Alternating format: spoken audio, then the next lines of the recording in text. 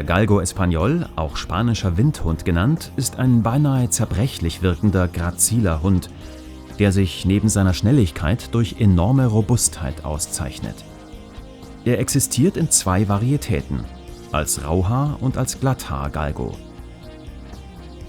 Geschichte und Herkunft des Galgo Español. Die ursprünglichen Vorfahren des Galgo Español sind in der Antike zu suchen, dort, wo bereits im 6. Jahrhundert vor Christus die Kelten mit Windhunden mittlerer Größe zur Jagd gingen. Diese Hunde nahmen sie später mit auf die iberische Halbinsel.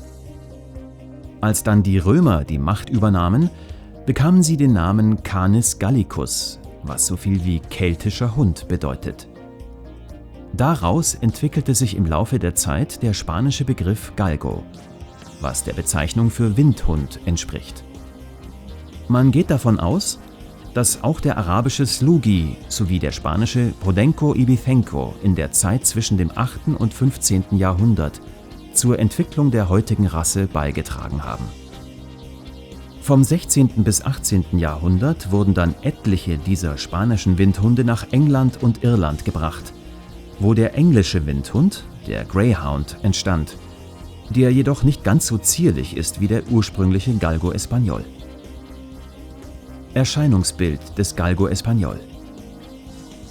Mit einer Widerristhöhe von 62 bis 70 cm beim Rüden und 60 bis 68 cm bei der Hündin ist er ein recht großer Hund. Seine durchschnittliche Lebenserwartung beträgt 12 bis 14 Jahre. Sein Gewicht sollte bis maximal 30 Kilogramm betragen. Der Galgo Español hat so gut wie keine Fettschicht unter der Haut.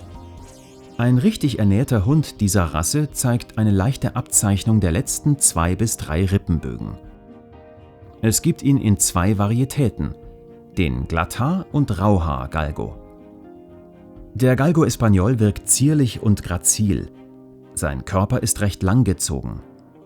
Am sehr schmalen Kopf fallen besonders seine kleinen mandelförmigen und dunklen Augen auf, die ihm einen sanften, wenn nicht gar scheuen Ausdruck verleihen. Die Ohren des Galgo Español sind große, sogenannte Rosenohren. Ist das Tier besonders aufmerksam, so richtet es die Ohren teilweise auf, lässt aber einen Teil seitwärts abknicken. Seine Rute ist extrem lang. Sie erreicht beinahe Bodennähe.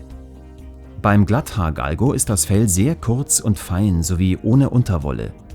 Der Rauhaar-Galgo hingegen hat bis zu 10 cm langes, häufig struppiges und hartes Fell. Sehr oft ist der Galgo Español braun gestromt, schwarz oder hellbeige, aber auch andere Nuancen sind möglich. An Beinen, Rute oder Kopf sind weiße Abzeichen zu finden. Wesen und Charakter des Galgo Español. Der Galgo Español ist ein ruhiger, zurückhaltender Hund, der bei Bedrohung mit Flucht reagiert. Auf seinen Besitzer ist er sehr fixiert und dient diesen treu und zuverlässig. Fremden gegenüber jedoch ist er zunächst einmal auffallend vorsichtig. Daher ist es besonders wichtig, dass der Galgo Español bereits als Welpe mit anderen Menschen in Kontakt gebracht wird, um zu vermeiden, dass er ein überängstlicher Hund wird. Der Galgo Español ist sehr neugierig und intelligent, was dessen Erziehung erleichtert. Dieser sanfte und sensible Hund verträgt sich ausgezeichnet mit anderen Hunden und fügt sich gut in ein bereits bestehendes Rudel ein. Auch der Umgang mit größeren Kindern stellt kaum ein Problem dar. Auslauf und Pflege des Galgo Español. Der Galgo ist der ideale Begleiter für einen sportlichen Menschen.